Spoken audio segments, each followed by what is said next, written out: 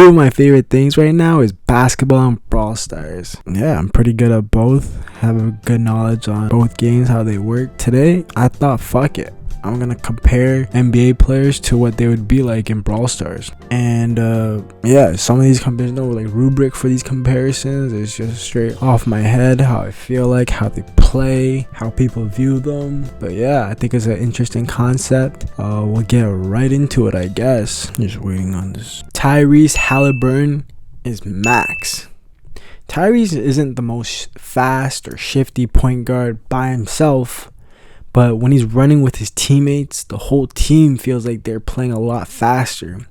That's exactly what Max is doing. Doesn't do too much damage, but makes his teammates faster by getting them more kills and using his super. Max doesn't do too much damage, Tyrese doesn't score too much, but they both affect the game. Next is Pascal Siakam is Carl.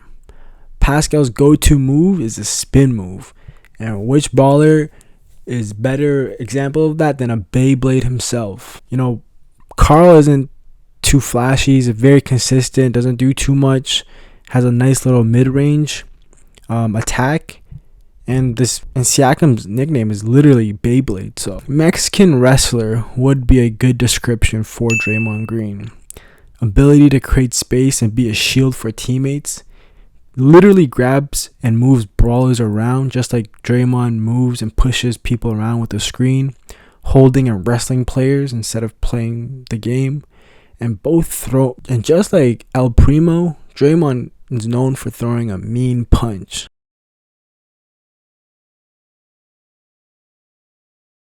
And speaking about a punch, Stu is the equivalent to Jordan Poole, a shifty guard that probably dribbles too much, just like Stu mains overusing their supers.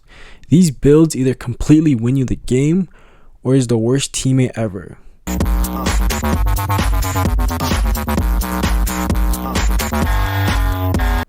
Hey, but at least they're flashy and get you those highlight clips. Who do you think Buzz is? I think that's Zion Williamson. Both Zion and Buzz are built like tanks, but one is too short to be considered a center, and another one has too little health to actually be considered a tank. Zion likes driving in, and he's deadly once he's inside the paint, inside the basket. Once he's near his opponent, it's over for them.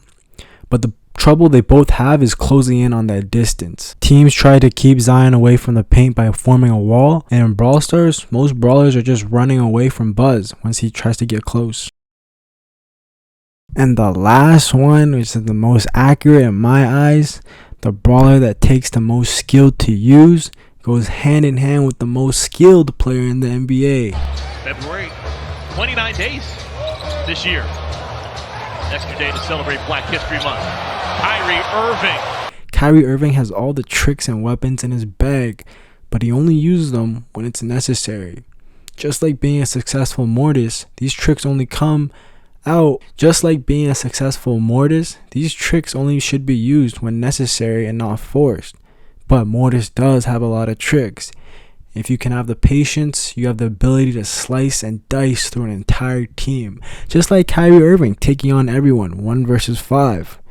And hey, if it's a good Mortis, he can win you the game, just like Kyrie Irving. Meg is a big brawler that can play small and fast as well. You know who else can do that? Joel Embiid. He can move like a guard, he can post up, size of a center, but the handles of a point guard. These two are a perfect comparison for each other. Cordelius, a lot of y'all favorites. Love putting people in the shadow realm and playing that 1v1. You know who else loves playing ISO basketball? James Harden. Specifically 2018 James Harden. Every time James Harden saw a player, he looked to 1v1 him, crossovers, left, right, step backs, mid-range, anywhere. Same as Cordelius, willing to run around the whole map in the shadow realm with one player until he finally gets his kill. Hey, let me know if you guys agree with my comparisons. Drop a comment of a comparison you think is also in the NBA and is also in the Brawl Stars. And yeah, maybe I'll make a part 2 about this. But yeah, hope you guys enjoyed. Stay tuned for part 2.